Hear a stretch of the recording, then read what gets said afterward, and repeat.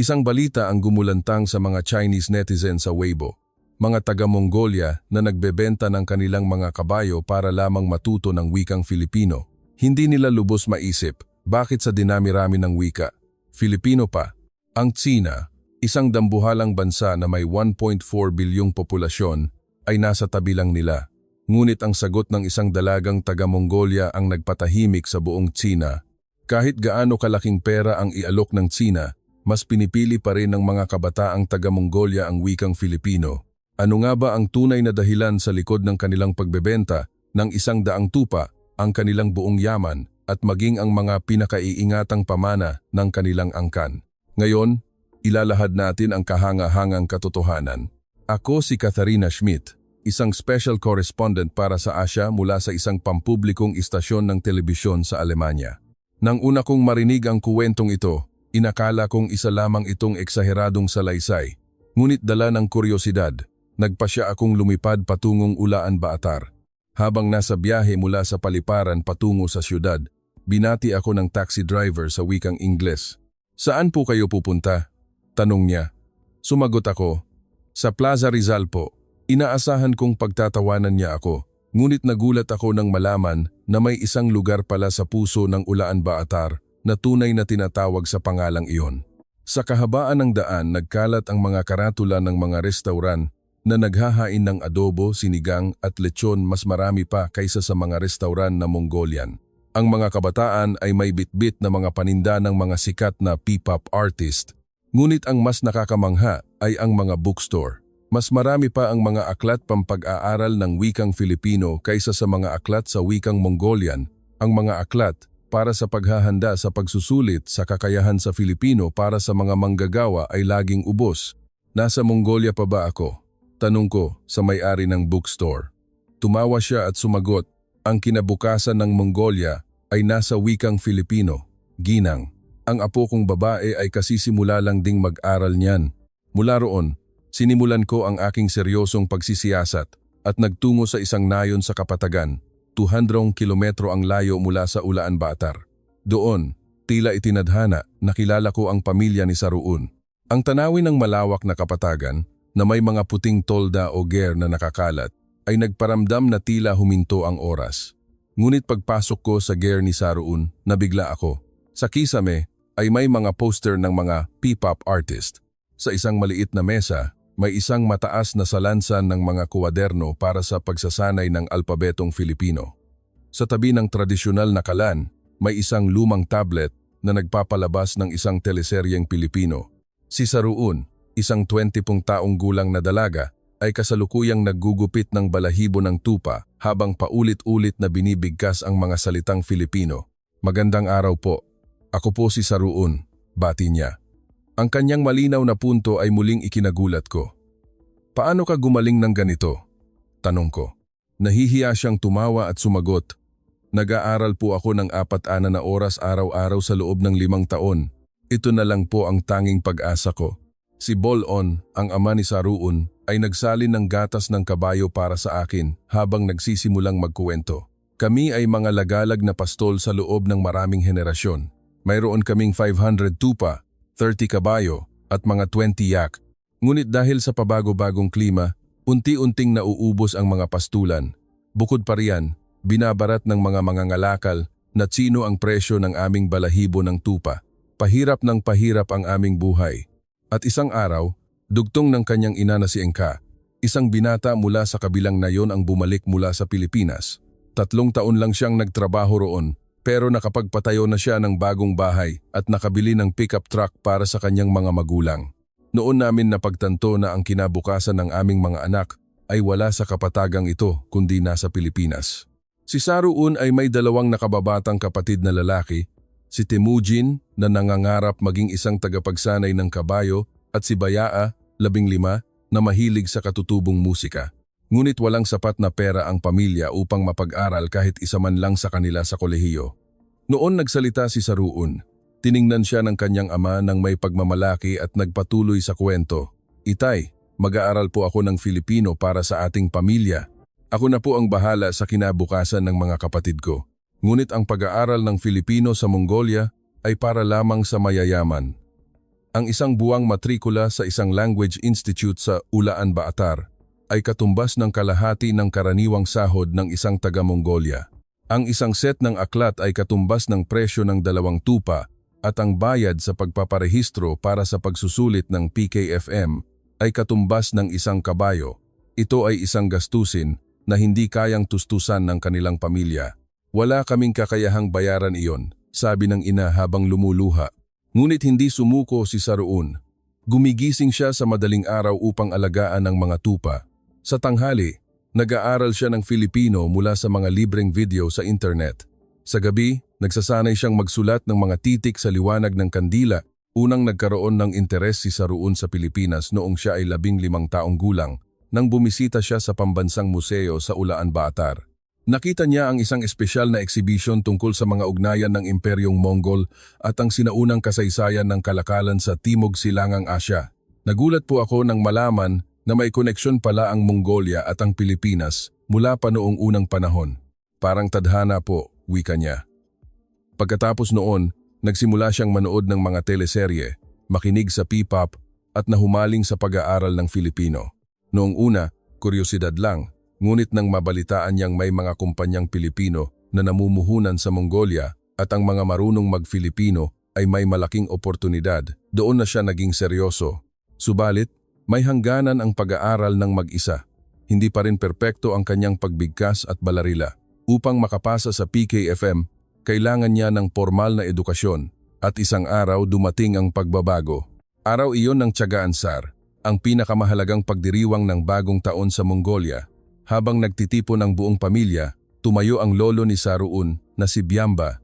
Saruun, apo ko, sa tingin mo ba talaga ay makakatulong sa ating pamilya ang wikang Filipino? Tanong niya. Nanginginig ang boses na sumagot si Saruun. Opo, lolo. Pakiusap po, magtiwala kayo sa akin. Natahimik ang 70 taong gulang na matanda bago magbitiw ng mga salitang gumulat sa lahat. Ibebenta ko si Altan, ang kabayong inalagaan ko sa loob ng 50 taon. Ang perang makukuha natin ay gagamitin para sa iyong pag-aaral. Halos mapatigil sa paghinga ang lahat. Si Altan ay hindi lang isang ordinaryong kabayo. Siya ang dangal ng kanyang lolo at simbolo ng kanilang angkan. Isang primera klaseng kabayo na 3 beses nang nanalo sa karera sa pista ng Naadam. Ang kanyang lahi pa lamang ay napakahalaga na. Huwag po, itay, pagtutol ng ama ni Saruun. Si Altan po ang ating nakaraan. Paano natin siya maipagbibili? Ngunit iginiit ng matanda. Ang kabayo ay ang nakaraan, ngunit si Saruun ang ating hinaharap. Maging si Genghis Khan ay ipinadala ang kanyang mga anak na babae sa malalayong lupain upang bumuo ng mga alyansa. Si Saruun ang magiging kinabukasan natin. Sa mga salitang iyon, napaluhod si Saruun at humagulgol. Lolo, ipinapangako ko po, babalik akong matagumpay. Ibabalik ko si Altan, kasama ang 10 pang mas magagaling na kabayo. Ngunit ang perang pinagbentahan ng isang kabayong may lahi ay hindi pa rin sapat. Ang matrikula, dormitoryo, at mga aklat sa pinakamahusay na language institute sa Ulaan Baatar para sa isang taon ay napakalaking halaga. Nagkaroon ng pulong ang pamilya. Ibebenta ko ang aking mga alahas na pilak na pamana pa sa akin, sabi ng kanyang ina. Nagpasya rin ang kanyang ama. Ngayong taon, ibebenta natin ang lahat ng batang tupa at 10 yak. Nakalikom sila ng halagang katumbas ng 100 tupa, ngunit kulang pa rin. Nakakamangha, maging ang kanyang 2 kapatid ay tumulong. Ate, hihinto na po ako sa pag-aaral para magtrabaho, sabi ni Temujin. Kapag naging matagumpay ka na, saka na lang po ako babalik sa pag-aaral. Si Bayaan naman ay sinabing ibebenta niya ang kanyang Morin Khur, ang kanyang paboritong instrumento. Huwag! Pagpigil ni Saruun. Hindi ako papayag na isakripisyo ninyo ang inyong kinabukasan. Ngunit buo na ang pasya ng pamilya. Maging ang mga kapitbahay ay tumulong. Si Tia Dalmaa ay nagbigay ng 10 cashmere scarf na gawa sa kamay. Ang pinuno ng nayon ay nagpahiram ng kanyang pickup truck para sa paglipat ni Saruun sa Ulaan Baatar. Sa tulong ng lahat, sa wakas ay nalikom nila ang halagang katumbas ng 100 tupa. Ito ang pag-asa ng buong nayon na nakaatang sa balikat ni Saruun. Sa araw ng kanyang pag-alis, huling sinulyapan ni Saruun ang kanilang ger. Nakita niya ang kanyang lolo na hinahaplos ang leeg ni Altan bilang pamamaalam. Sa sandaling iyon, Nanumpa si Saruun sa kanyang sarili. Hindi ako maaaring mabigo. Hindi lang ito laban ko. Pagdating sa Language Institute sa Ulaan Baatar, hinarap ni Saruun ang isa pang katotohanan. Sa klase na may 30 estudyante, kalahati ay mga anak mayaman. Nag-aral na sila ng Filipino mula pagkabata at nakapag-summer class na sa Pilipinas tuwing bakasyon. Isang estudyante, si Solomon, ang laging nang mamaliit sa kanya. Ikaw? Isang probinsyana, pupunta ng Pilipinas? Wala ka namang pera? Ang ama ni Solomon ay isang negosyante sa minahan na may mga transaksyon sa mga kumpanyang Pilipino. Ngunit hindi nagpatinag si Saruun. Gumigising siya ng 4:00 para magsaulo ng mga salita. Ginugugol niya ang oras ng tanghalian sa pakikinig ng balitang Filipino sa silid-aklatan. Sa gabi, nagsasanay siya sa pakikipag-usap sa pamamagitan ng maging ang kanyang guro ay humanga sa kanyang dedikasyon. 20 taon na akong nagtuturo ng Filipino, pero ngayon lang ako nakakilala ng estudyanteng tulad ni Saruun. Nakakapagsaulo siya ng 300 salita sa isang araw. Pagkalipas ng 1 buwan, sa midterm exam, nakuha ni Saruun ang pinakamataas na marka sa buong institute. Nilampasan si Solomon at ang lahat ng mayayamang estudyante. Ngunit hindi niya ito ikinayabang. Sa halip, mas lalo pa siyang nagsipag. Isang araw, dumating ang masamang balita. Nagkasakit ang kanyang ina dahil sa sobrang pagod at kakulangan sa nutrisyon. Matapos maibenta ang mga tupa, nawalan ng kita ang pamilya. Hindi sapat ang kinikita ng kanyang ama bilang isang arawang manggagawa. Uuwi na po ba ako? Tanong ni Saruun sa telepono. Ngunit matigas ang sagot ng kanyang ina. Huwag na huwag.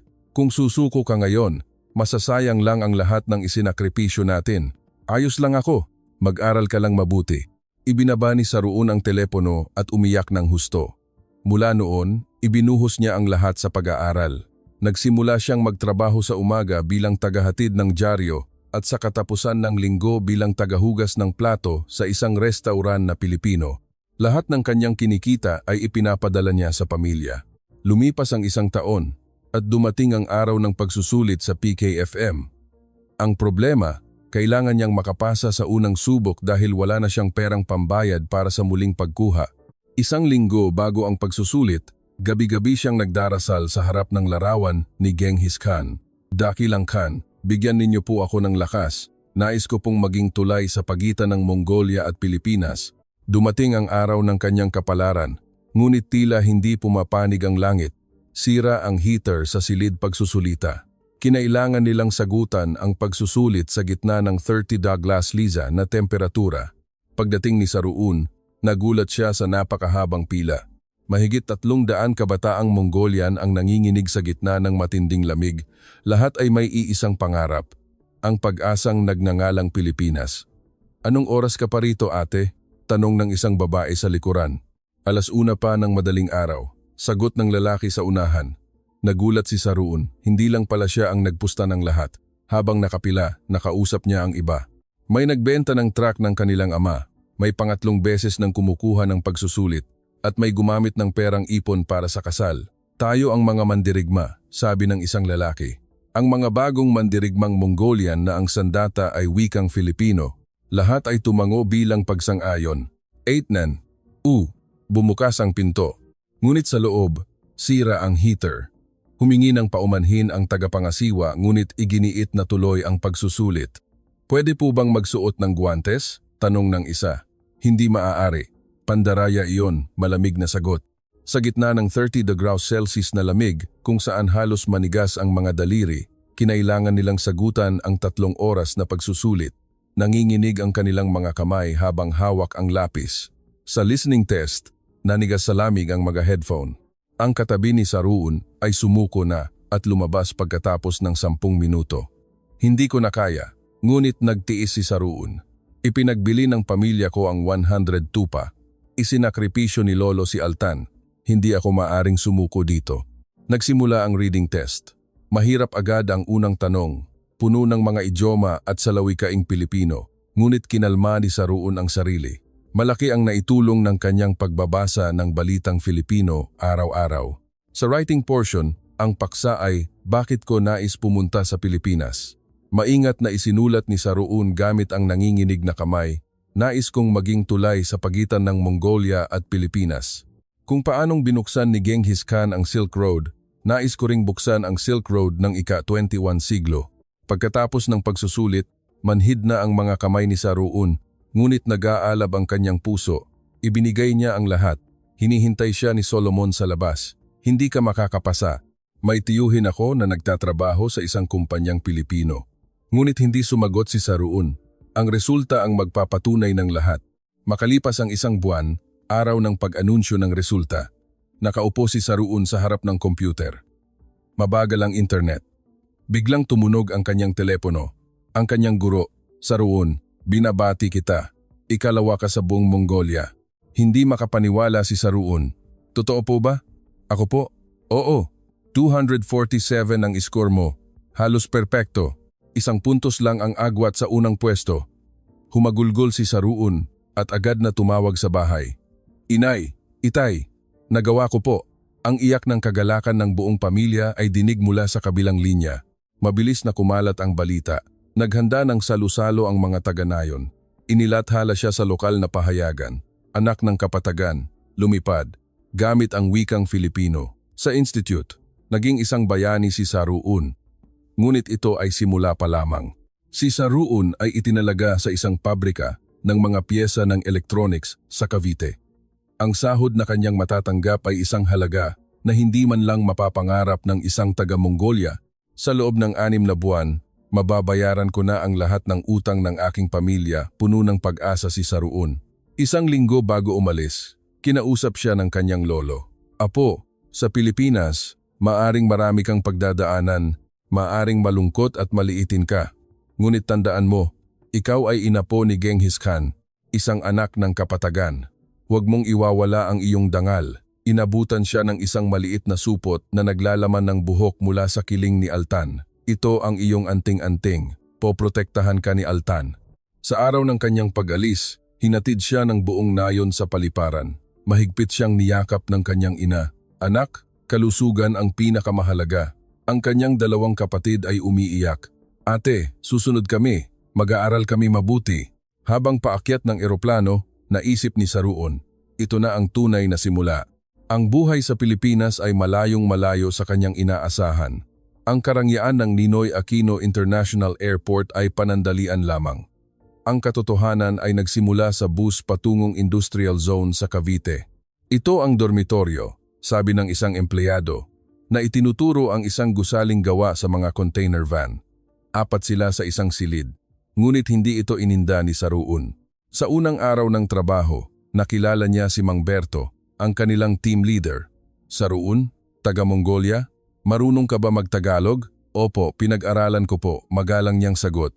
Sa loob ng malawak na pabrika, daan-daang empleyado ang nag-a-assemble ng mga pyesa. Ang trabaho ni Saruun, inspeksyonin ang kalidad ng mga pyesa ng cellphone. Kailangan niyang tumayo sa iisang posisyon sa loob ng 10 oras. Sa unang oras, sumakit ang kanyang leeg. Sa ikalawang oras, namaga ang kanyang mga binti. Pagsapit ng tanghalian, masakit na ang buong katawan niya. Sa kantina, nag-iisa siyang kumakain. Walang pumapansin sa kanya. Pagod ka na? Biglang may nagsalita. Siya si Ani, isang babaeng taga-Indonesia. Lahat tayo ganyan sa simula. Masasanay ka rin. Ngunit hindi madaling masanay. Hindi maintindihan ng mga kasamahan niyang Pilipino ang kanyang punto at naiinis sila sa tuwing nagkakamali siya. Ganyan lang hindi mo maintindihan? Isang araw, nagtanong siya kung paano gamitin ang isang makina pero napagalitan siya. Pumunta ka pa rito kung yan lang hindi mo alam. Lihim na umiyak si Saruun sa banyo. Ipinagbili ko ang 102 pa para maranasan ito, ngunit hindi siya maaaring sumuko. Gabi-gabi, nagsusulat siya sa kanyang tala-arawan. Nalagpasan ko ang araw na ito, malalagpasan ko rin ang bukas.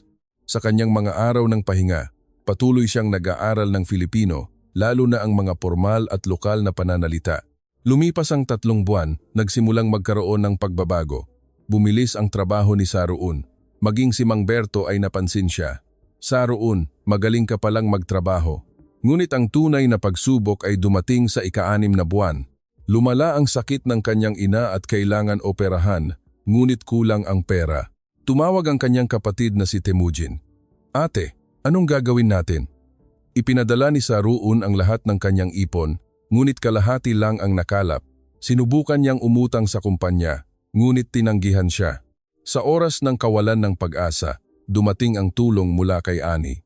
Nandito rin ako para sa pamilya ko. Naiintindihan kita. Bayaran mo na lang kapag kaya mo na. Ang iba pang mga dayuhang manggagawa mga taga-Vietnam, Cambodia ay nag-ambag din. Naging matagumpay ang operasyon ng kanyang ina. Natanto ni Saruun na hindi siya nag-iisa. Lumipas ang isang taon, si Saruun ay isa ng kinikilalang empleyado dahil sa kanyang husay sa Filipino, ginawa siyang interpreter. Tumaas ang kanyang sahod, ngunit mas mataas pa ang kanyang pangarap. Naghanda siyang mag-aral sa isang universidad sa gabi.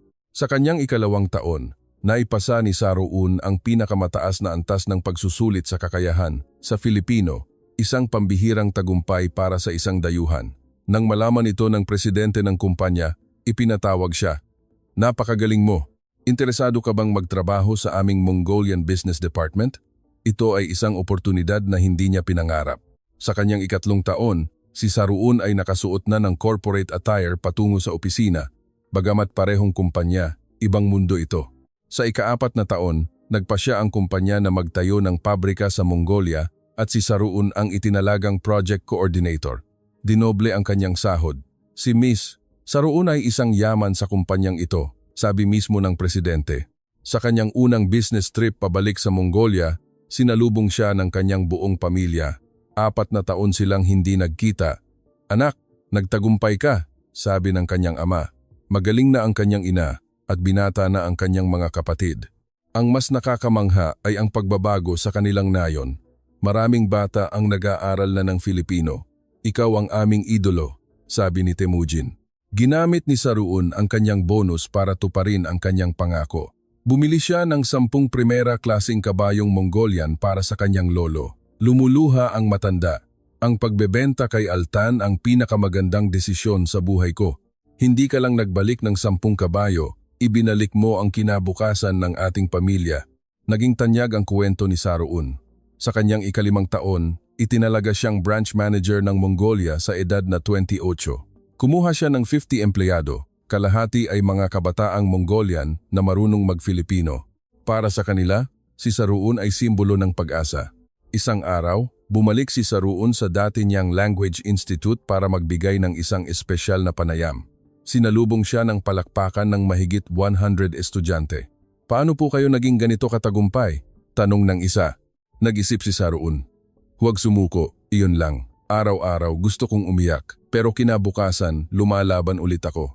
Pagkatapos, nakita niya si Solomon, ang dati niyang karibal. Saruun, magpartner tayo, alok nito. Ang galing mo at ang puhunan ko, makakagawa tayo ng mga dakilang bagay. Nagkamay sila, kinalimutan na ang nakaraan. Si Saruun ang naging numero 1 eksperto sa Pilipinas sa Mongolia. At dumating ang pinakapinagmamalaking sandali. Nakapasa ang kanyang kapatid na si Temujin sa isang universidad sa Pilipinas. Si Saruun ang nagpaaral sa kanya. Dahil ito sa iyo, ate. Ikaw ang nagbukas ng daan.